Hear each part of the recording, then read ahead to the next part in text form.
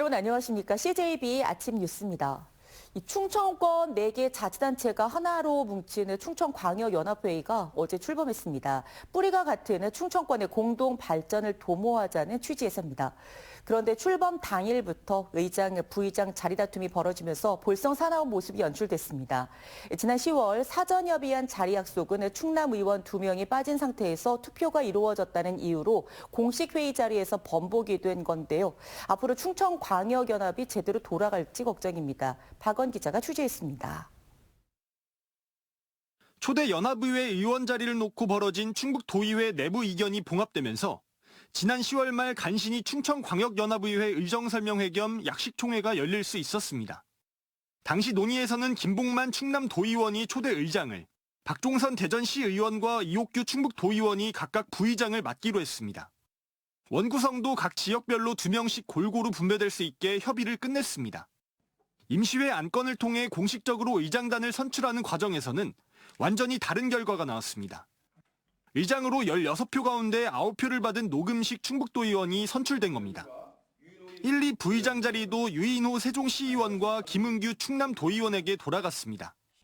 그러자 당초 의장과 부의장으로 낙점된 줄 알았던 김봉만 충남도의원과 박종선 대전시의원은 불만을 쏟아내며 사퇴 의사를 밝혔습니다. 우리가 이 자리 다툼이라 하고 이권 다툼이라 하고 감투 싸움이라 하고 이러려고 이 자리에 모였습니까, 여러분? 이렇게 할 것 같으면 그때 선출할 필요가 없죠. 맞지 않잖아요. 왜 그럼 먼저 투표를 왜 했습니까? 하지 말아야지. 이후 상임위원회를 구성하는 과정에서 의견이 나뉘면서 이옥규 도의원도 연합의원직을 던졌습니다. 노금식 초대 의장은 각 시도의원들을 설득해 연합의회가 정상 운영될 수 있게 노력하겠다고 말했습니다. 10월 31일 날 있었던 그 원구성 후에 위원님들의 마음의 동요가 좀 있었던 건 사실인 것 같습니다. 일단은 현재 구성되어 있는 위원님들로 해서 열심히 한번 최선을 다해보겠습니다. 초대 연합장으로는 김영환 충북도지사가 선출됐습니다. 광역연합을 통해 지역 간 협력과 상생의 새로운 모델을 제시하고자 합니다. 의장과 연합장 자리를 충북이 모두 차지하면서 좋지 않은 모양새가 된 것은 부인할 수 없습니다. 공동 현안을 수월하게 처리하기 위해 시작된 특별지방자치단체 설립은 전국 첫 사례로 큰 기대감을 모아왔습니다.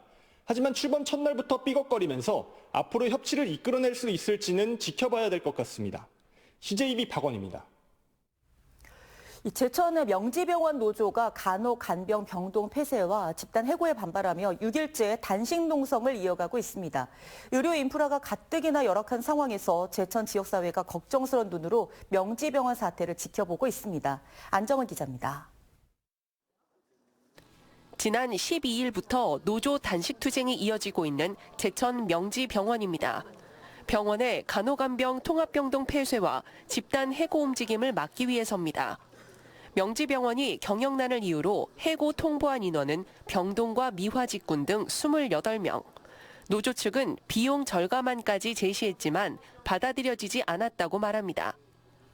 최대한 연간 8천만 원까지 지출을 줄일 수 있는 방안을 제시를 했고요. 그 제시를 했음에도 불구하고 사측에서는 저희들은 그런 부분을 듣지를 않고 무조건 아웃소싱으로 가겠다. 보건의료 노조도 제천 명지병원을 또 한 번 규탄하고 나섰습니다. 병원의 적자 책임을 일부 노동자에게 돌리는 것도 모자라 제천 시민에게 전가하고 있다는 겁니다. 명지병원은 내년부터 간호간병 통합서비스 병동의 절반을 일반 병동으로 전환하기로 한 상황. 통합병동 간병비는 하루 2만 원이지만 일반 병동은 간병 부담이 크게 늘어난다고 말합니다. 개인 간병인을 고용해야 하고 하루에 15만 원이 넘는 간병비를 지불해야 합니다. 보호자 없이 병실 생활을 해야 하는 환자들은 간호간병 통합병동 축소를 우려하고 있습니다. 많이 부담이 되죠. 많이 부담이 돼요. 제발 그냥 여기 그냥 지금 그대로 이대로만 그냥 좀 있게 해주시면 좋겠어요. 여기 선생님들이 그냥 여기 이대로. 명지병원 측은 매달 4, 5억 원씩 적자가 나는 상황에서 병동 축소와 인력 감축이 불가피하다고 밝혔습니다. 통합서비스 병동은 간호사 1명당 환자를 2명으로 제한하는 만큼 일반 병동으로 바꿔 병상 가동률을 높여야 한다는 겁니다.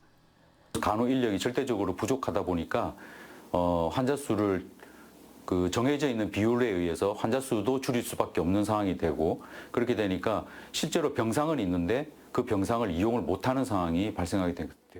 간호간병 통합병동 폐쇄 등을 반대하며 서명에 동참한 시민은 3천여 명. 제천 의료인프라의 한 축을 담당해온 명지병원이 경영난에 빠지면서 지역사회의 걱정이 커지고 있습니다. CJB 안정은입니다. 11월 충북 수출이 반도체 부문의 나홀로 증가로 무역수지 흑자를 기록했습니다. 하지만 수입 감소가 상대적으로 큰 불황형 흑자 기조 속에 올해 누계 수출은 지난해보다 줄고 대내외적인 불확실성으로 앞으로가 걱정입니다. 최현석 기자입니다. 11월 충북 수출은 23억 4,600만 달러, 수입은 5억 5,400만 달러로 17억 9,200만 달러의 무역수지 흑자를 기록했습니다. 하지만 내용을 톱파보면 겉보기와는 사뭇 다릅니다. 먼저 불황형 흑자 기조가 계속되고 있다는 점입니다. 흑자는 보였지만 수출보다는 수입 감소가 상대적으로 큰 데 따른 것이기 때문입니다. 특정 품목의 수출 편중도 불안 요인입니다. 11월 반도체가 차지하는 충북 수출 비중은 전체의 52.8%에 이릅니다. 지난해보다 수출이 나홀로 증가한 부문도 반도체입니다. 그동안 꾸준했던 화공품과 기계류, 정밀기기, 기타 전기 전자제품은 모두 하락했습니다. 아울러 올 들어 지난달까지 충북 수출은 지난해 같은 기간보다 6.7%포인트 감소했습니다. 원자재 수입이 크게 줄고 있는 것도 생산 저하로 이어질 수 있다는 점에서 우려되는 대목입니다. 더욱이 대내외적인 불확실성 증폭으로 환율 불안이 지속되면서 충북 수출 기업은 그야말로 비상이 걸렸습니다. CJB 최연석입니다. 충주시의회 광명환 의원은 어제 5분 자유 발언에서 시청 잔디광장을 시민의 휴식 공간으로 상시 개방하라고 요구했습니다. 곽 의원은 충주시청 잔디광장은 시민의 소중한 세금 14억여 원으로 조성됐지만 시가 앞서 약속한 8월 상시 개방은커녕 한시적 개방으로 바뀌었다고 주장했습니다. 이에 대해 충주시 관계자는 잔디 보호를 위해 운영 규정을 마련하는 중이라며 내년부터 행사 규모 등을 고려해 단계적으로 개방할 계획이라고 밝혔습니다. 부동산 경기 침체 여파로 충청권 공인중개사 시험 응시자 수가 4년 연속 감소했습니다. 한국산업인력공단에 따르면 지난 2021년 충청권 응시자는 23,612명, 2022년 23,093명, 지난해 17,331명, 올해는 12,893명으로 감소세를 보였습니다. 지역별로는 대전 4,235명, 충북 2,481명, 충남 4,248명, 세종 1,929명이 응시했습니다. 청주시 옥산면에 들어서는 농수산물 도매시장이 어제 착공식을 갖고 공사에 들어갔습니다. 복명동 농수산물 도매시장이 노후화에 그동안 불편이 컸는데요. 이제 2년 후면 새로운 농수산물 도매시장을 이용할 수 있습니다. 중부권 농수산물 유통의 거점 역할도 기대됩니다. 김세희 기자입니다. 1988년 청주시 복명동에 문을 연 청주시 농수산물 도매시장. 충북권 농수산물 유통의 중추적인 역할을 담당하고 있지만 시설이 낡고 협소해 열악하다는 지적이 많았습니다. 이에 따라 지난 2012년 청주 청원 상생발전 합의안에 도매시장을 옥산면 일원으로 이전하기로 결정했습니다. 둘, 셋! 청주시 옥산면 농수산물 도매시장이 공사에 들어갔습니다. 국비를 포함해 총 사업비 1,800억 원이 투입되는 이번 현대화 사업은 기존 농수산물 도매시장과 비교하면 부지는 약 3배, 건물은 2배 정도 큰 규모입니다. 지하 1층, 지상 3층으로 3개의 판매동을 갖췄고 계획 단계부터 유통 종사자들의 의견을 반영해 시장 이용의 편의성을 도모했습니다. 부지도 넓어지고 교통도 이제 고속도로랑 인근에 있어서 편한 걸로 예상이 됩니다. 그래서 이를 계기로 청주 농수산물 도매시장이 더욱 활성화되고 특히 미호강과 인접한 만큼 배수 펌프장과 유수지 등을 설치해 침수 대비책도 마련했습니다. 청주시는 옥산이 교통물류 거점의 중심지인 만큼 중부권 농산물 유통 중심지로 발돋움할 것으로 기대하고 있습니다.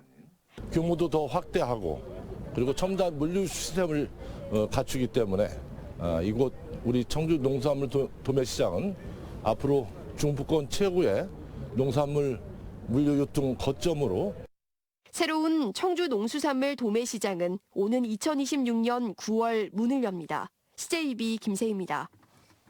이 경기 침체로 얼어붙었던 지역 경제가 비상계엄 사태 여파로 연말 특수마저 잃어버린 모습입니다. 연말연시 이웃을 향한 나눔 행렬도 주춤하고 있습니다. UBC 성기원 기자입니다. 점심시간 울산 남구의 한 고깃집입니다. 한창 손님들로 붐빌 시간이지만 테이블 대부분이 비어 있습니다. 연말 단체 손님 예약은 지난해보다 40% 가까이 줄어 한숨만 나옵니다. 그나마 모임이 잦은 송년 특수라도 기대했지만 비상계엄 사태 직후 공무원 손님들의 예약 취소가 잇따라 달력은 텅 비었습니다. 지금 상황이 이러다 보니까 좀 연기됐다는 식으로 얘기하는데 다시 들어와야 되는데 예약이 안 들어오고 있죠. 취소가 거의 한 50%는 됐고요. 영향이 좀 있고 그러니까 계엄 선포 이후에 손님이 거의 절반 이하로 줄었고. 전통시장도 분위기가 꽁꽁 얼어붙었습니다. 안 그래도 솟구치는 물가에 지갑이 위축됐는데 어수선한 전국으로 손님들 발길이 확연히 줄었습니다. 엄청 많이 줄었어. 시간 되면 전에는 9시까지 했는데 지금은 8시 되면 사람이 다. 소상공인 연합회에 따르면 소상공인 10명 중 9명이 계엄 사태 직후 매출이 줄었고 이 중 매출이 반토막 났다는 응답은 36%에 달했습니다. 연말연시 어려운 이웃을 향한 온정의 손길도 움츠러들었습니다. 현재까지 울산의 희망 나눔 캠페인 누적 모금액은 6억 8천만 원, 온도탑 수은주는 9.5도로 전국 최하위입니다. 캠페인 기간에 4분의 1이 흘렀지만 목표액의 10%도 채 모이지 않은 겁니다. 울산시는 민생안정 대책회의를 열고 기업 시책 조기 시행과 소상공인과 자영업자를 위한 금융 지원을 논의했습니다. 또 소비 진작을 위해 계획된 축제와 행사도 모두 정상 추진하겠다고 밝혔습니다. UBC 뉴스 성기원입니다. 진천군과 우석대학교 진천군 체육회가 진천 지역이 스포츠 특화 도시로 발전해 나가겠다는 취지로 3자 결의 행사를 개최했습니다. 이들 기관은 업무 협약식에 이어 진천이 스포츠 특화 도시가 되려면 서로 어떤 역할을 해야 하는지 등을 공유하고 논의했습니다. 앞으로 이 세 단체는 공동 협력 체계를 구축해 미래 비전을 만들어 나갈 계획입니다. 청주시의 꿀잼 눈썰 매장이 오는 21일 개장합니다. 신병대 부시장은 어제 이와 관련한 기자회견을 갖고 지난해 사고를 교훈 삼아 무엇보다 안전에 중점을 두어 집안이 단단한 생명누리 공원으로 옮겨 운영한다고 밝혔습니다. 눈썰 매장은 월요일을 제외하고 매일 오전 10시부터 오후 1시, 오후 2시부터 5시까지 두 차례 운영되며 입장료는 2,000원입니다. 회차당 800명으로 제한되는 예약은 평일은 현장, 주말과 휴일은 청주시청 홈페이지 온라인 30%, 현장 70%로 나누어 받습니다. 보훈구는 내년 1월 한 달간 결초보훈카드 할인율을 올립니다. 이 기간 결초보훈카드 할인율은 10%에서 15%로 상향되고 구매 한도도 50만 원에서 100만 원으로 오릅니다. 보훈구는 외식업 활성화를 위해 10% 페이백 제도 시행도 검토 중입니다. CJB 아침 종합 뉴스를 마칩니다. 고맙습니다.